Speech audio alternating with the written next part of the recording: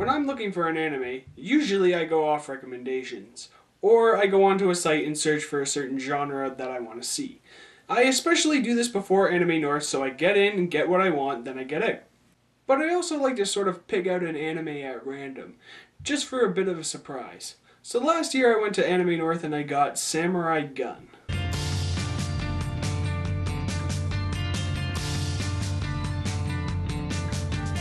A cross between Batman and a good Kurosawa film. So it doesn't sound like it could be that bad. Let's check it out. Now I don't want to sound gay or anything, but that's a nice ass. With that alone though, I can think of a few jokes. Feels like I'm wearing nothing at all. Nothing at all. Nothing at all. But in reality, it's a warning. I mean seriously, with what I've said so far, think about it. I don't remember any Kurosawa films starting out like this, but I can think of one Batman film. That's when I should have hit stop. Samurai Gun takes place in the mid-1800s where the corrupt shogun government is currently empowered. They do the basic checklist for any evil government, and of course one of those things is fighting off a group of insurgents. These insurgents are called the Samurai Gun.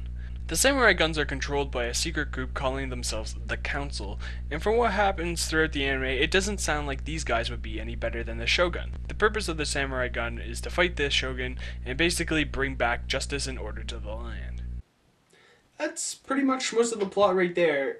The whole anime is mainly about either sabotaging the Shogun weaponry, getting information about Shogun plans, or rescuing someone or killing someone. The character development is very poor as well, and it feels hard to actually like the characters. For example, the main character, Ichimatsu, who is one of the original Samurai Guns, works at a tavern by day, visits brothels in the evening, and works as a Samurai Gun by night.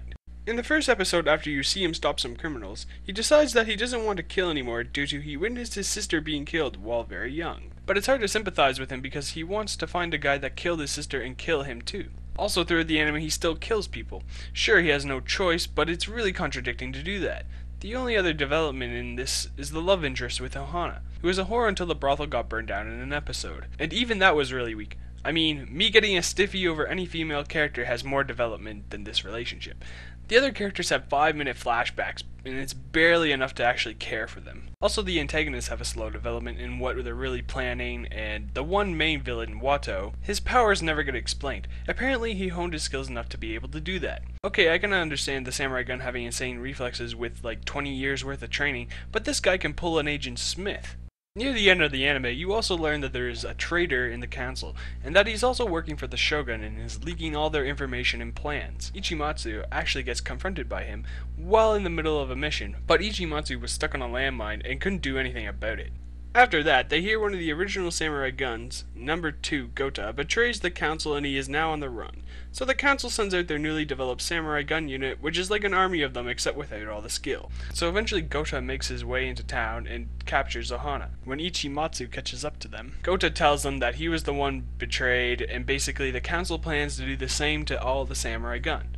Just before he can reveal some more, one of the original Samurai Gun comes with a tank calling it Heavy Samurai Gun. They have a very short battle since the information was leaked and the anti-Samurai Gun unit basically made a sneak attack, destroying the Heavy Samurai Gun and killing number 2 in the process. That's pretty much the end of it. There was a small clip at the end. Okay, so where am I now?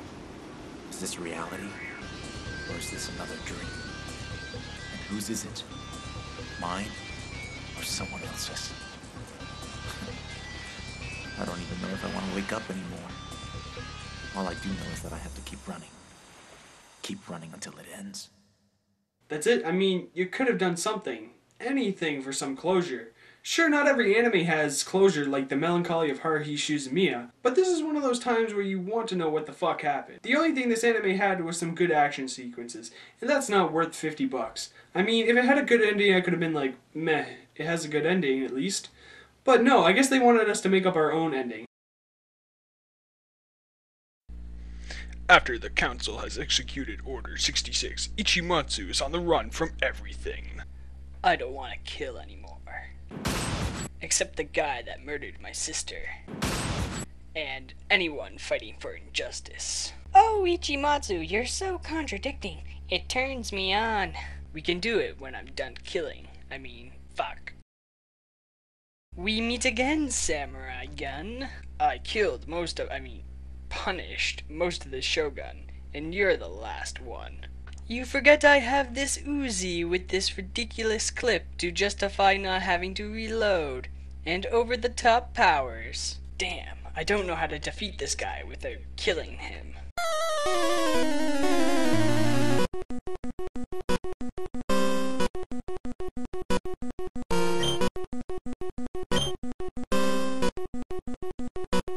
Shit. Oh, Ichimatsu, you got really lucky. I'll show you why they call me Lucky Number 7. Oh, Ichi, show me what you've learned. Oh yeah. Oh, yes. Oh, Wear my eye yes. patch. Show me Yeah. what you've trained I'll for. bring some justice Oh, to you. yes. I love it when damn you're it. so contradicting. I will now have my revenge. No, don't stick it there. Then basically Star Wars happens all over again, but with samurais and guns. Awesome sequel coming out soon. Even with all that, it's still pretty shit.